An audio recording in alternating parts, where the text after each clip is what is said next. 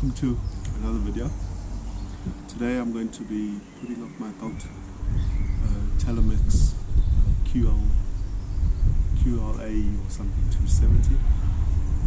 QLA 270. It's a 2.7 meter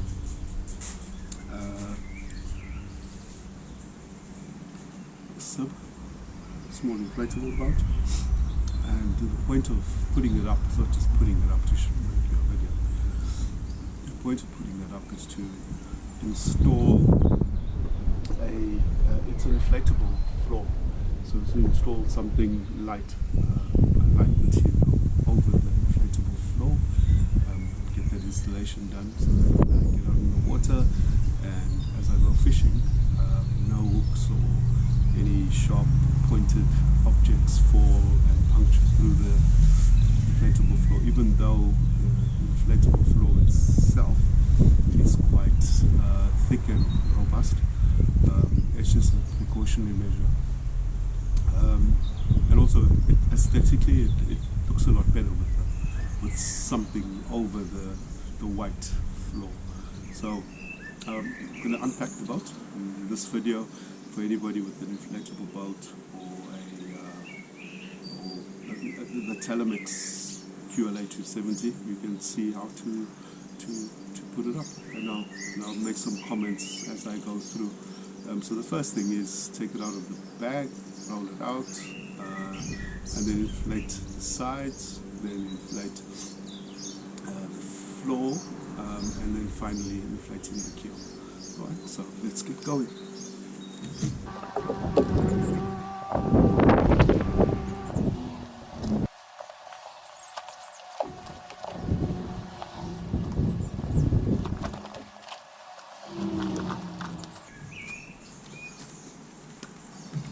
I've got this protective floor covering here purely to prevent any undesirable objects on the floor, any sharp objects from actually unintendedly puncturing the boat from the bottom. There isn't anything that would clean it up, but I'm always busy with screws and various other things, and there's loads of things that could damage it, but this is just precautionary to assemble.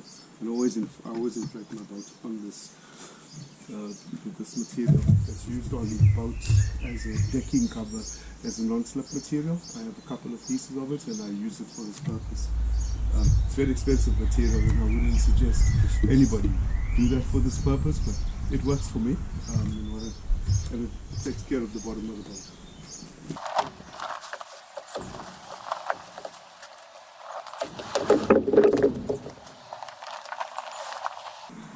And with that protective surface, looking at the bottom, I can drag the boat without scratching it on the rough floor.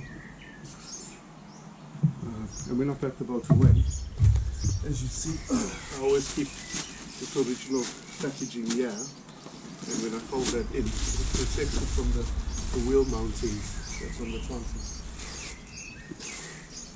You see what I mean? It's always screws and old stuff there. Sometimes I didn't put it there. The people that work in my yard, in my garden, sometimes on stuff, and I find behind them that we find screws and stuff like this. Let's put this in a safe place.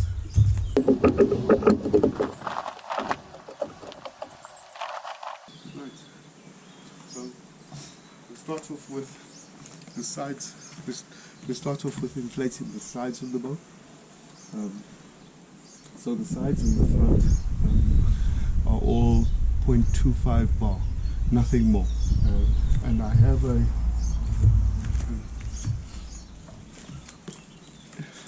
pump with the pressure readings on it, and so 0.25 bar is what I'll do the sides, and then the keel is 0.4, and the floor, the inflatable floor, is 0.8. So this is always useful. After I've used this, I bought a pressure tester for the boat, and after using this I tested the pressure to make sure that it was no more than 0.8, no more than 0.5, or no more than 0.25, and that all worked fine. So I spent some money on the tester just to make sure that the pump works to the right pressures and it doesn't overinflate. Underinflation not too bad, but overinflation, that's what I was concerned of. So there you go. And this is called a Bravo, and you can buy it online or at any chandelier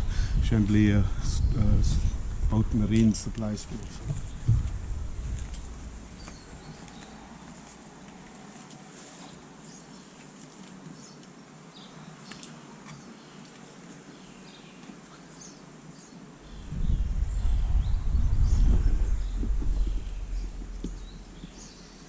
There we go.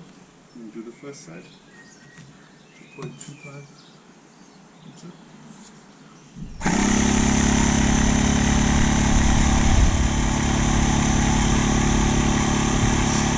Connected to a leisure battery. It's an Alfred's brand leisure battery that I keep on a battery maintainer, and it keeps it all well for me. And when I go to launch off a beach, I use a Jackery, which is much lighter. It's a lithium-ion battery. This is quite heavy to carry around, but this is for doing leisure stuff at home.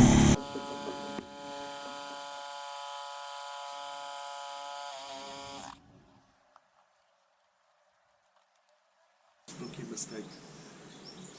This pump is very stupid. It's got the inflate to the side and the deflate to the side. So it wasn't doing anything. I had it on the deflate.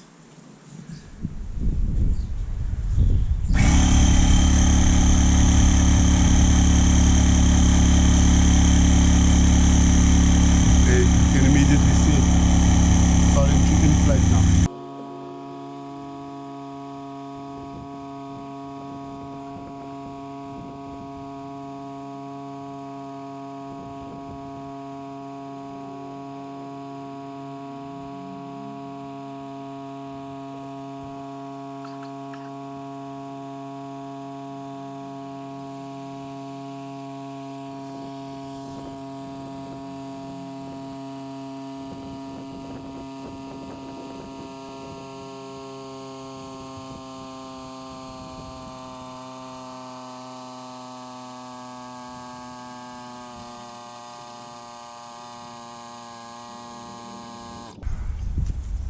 That's it. It's at 5.25 bar now.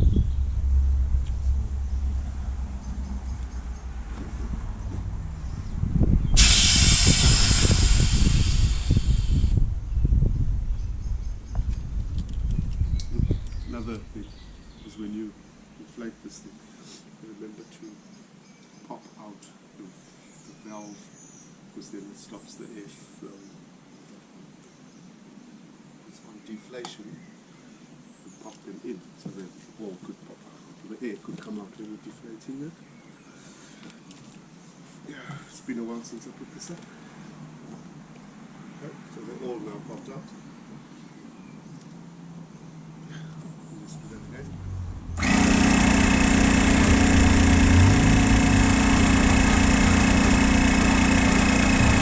Always remember to pop out the valve.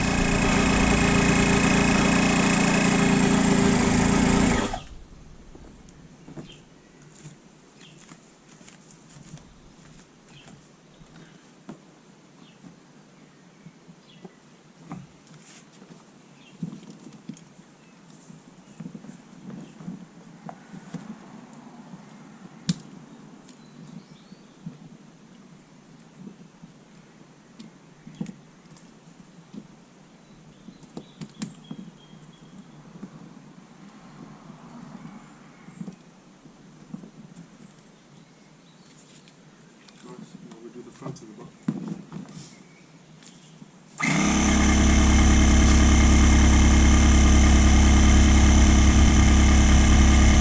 The boat does come with a manual pump. It takes a long time. unless you really want a good old workout, do the manual pump, but it takes a while. We're going out in the water. By the time you get on the water, you're burnt out from pumping the pump up.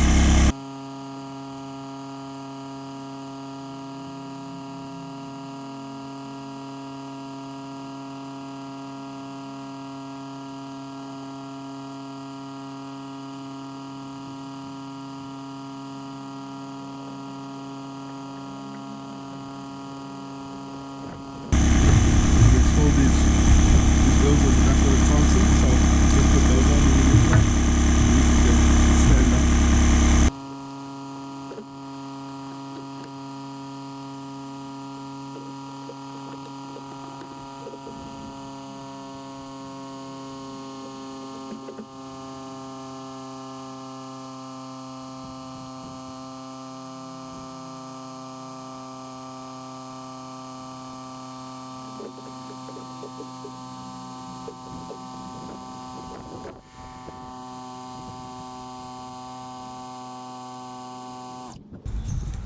That's the front. That's the side now.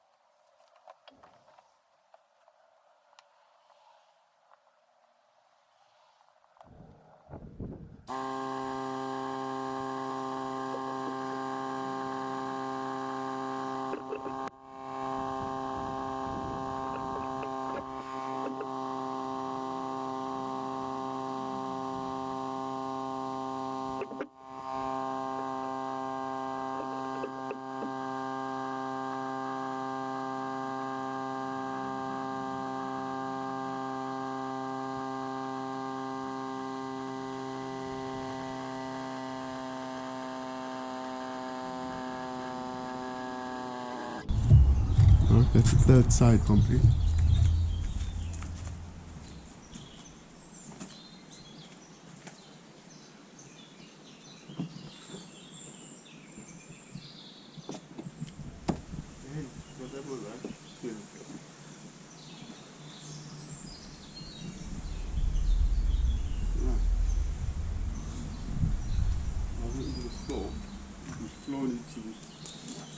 It's the hardest one, and it's 0.8.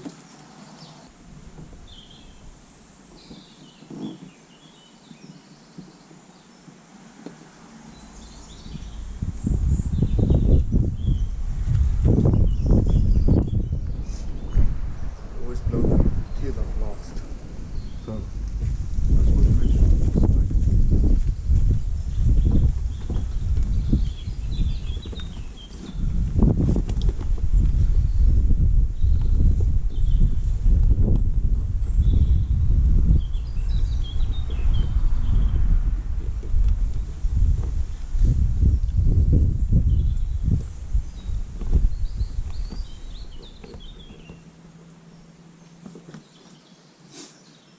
There's one thing with these boats, if you don't make sure the keel is straight, if the keel is not totally aligned straight with the boat, whichever way it's pointing to is where the alignment of the boat will take it on the water.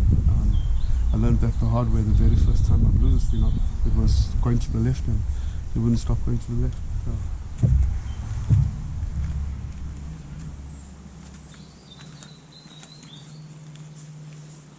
Set it to 0.8 more.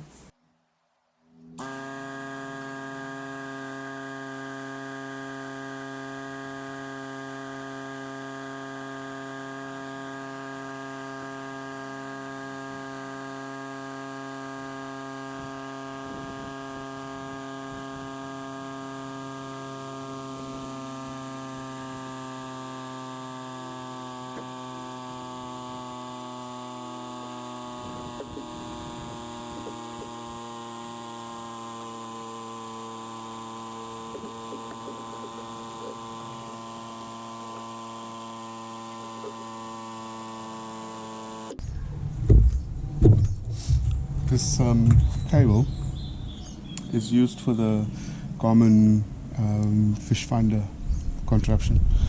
So, and this is the transducer that would find the depth, the temperature of the fish in the water, and then plug it into the garment.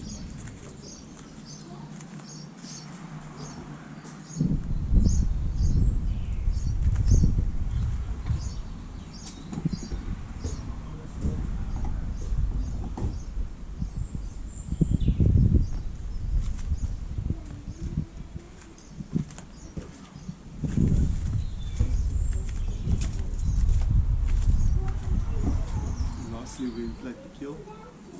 We're going to inflate this, and I'll pause this video and to work out what flooring I want to put. I've got 2 or 3 different types of things. I haven't decided yet which one.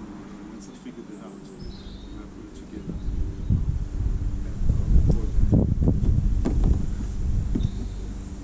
I'll start this and then I'll pause the video.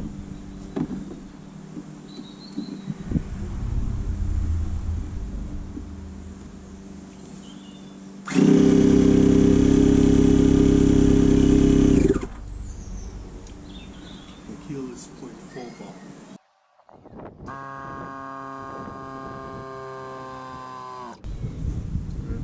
That's it, that's the keel done.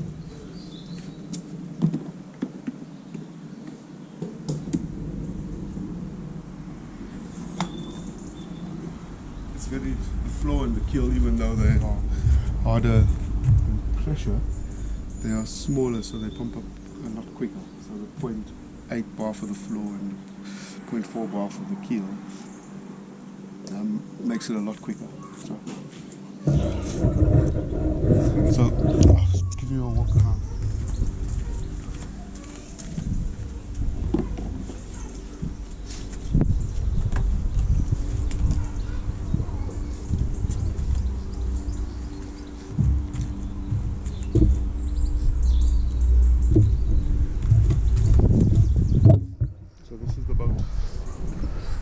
All set up.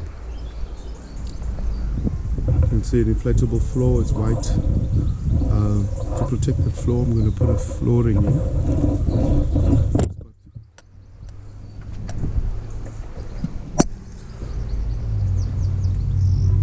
There's oars that go on the side, which I'm not going to put on for this video now, but I can do that quickly. Show you all of them.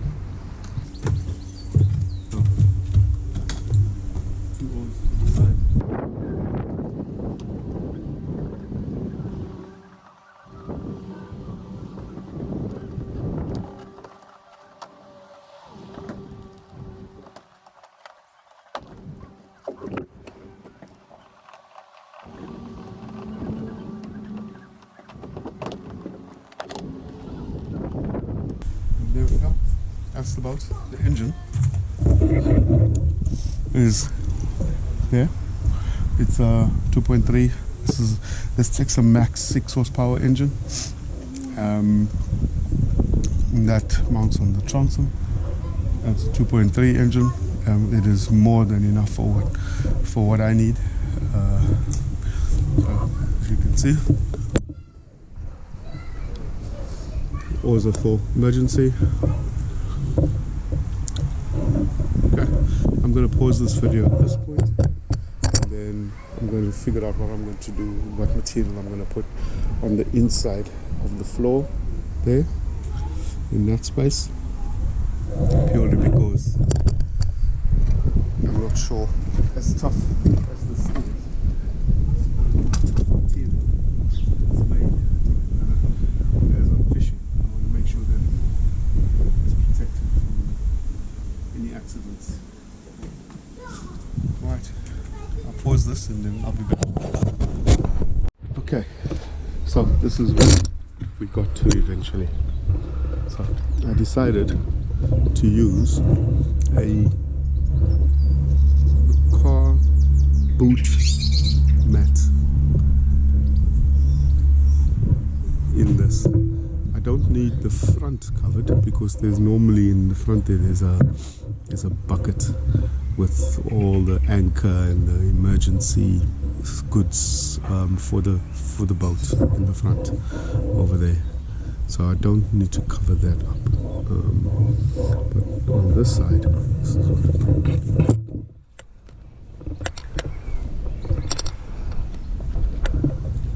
So as you can see, it fits snug. It then rolls up, and for the most part, the seat for the boat, it's it there. It's the seat over there.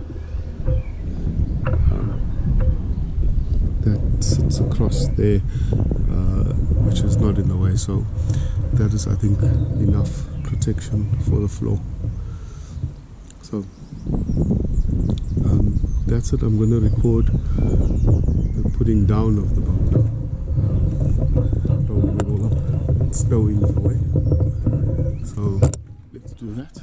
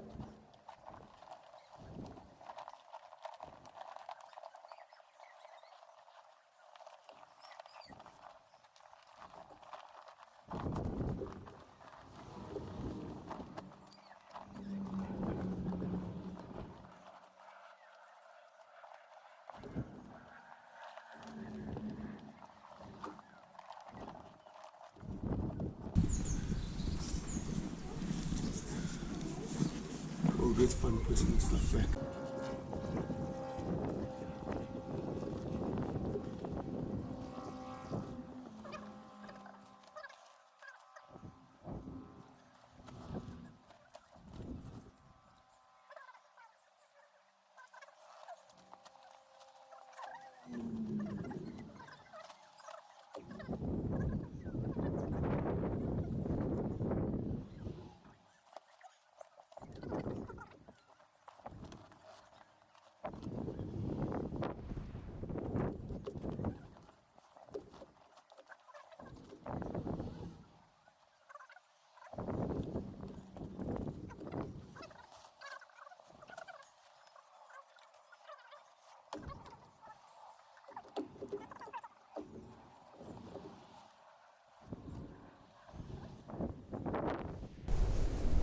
Always have a little trolley.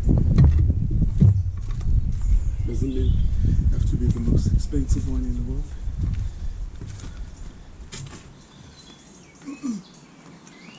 This thing is heavy. It's just to move it between the vehicle and when you put the mats down. And yeah, you can roll the boat around. So thank you for watching. Hopefully I'll see you next one, the next video, where I set up the boat next weekend and go out on the sea. Hopefully catch some fish. This is just in preparation for that. I needed to sort that in floor to protect the inflatable floor. So, and I'm happy with that. So, see you next week fishing.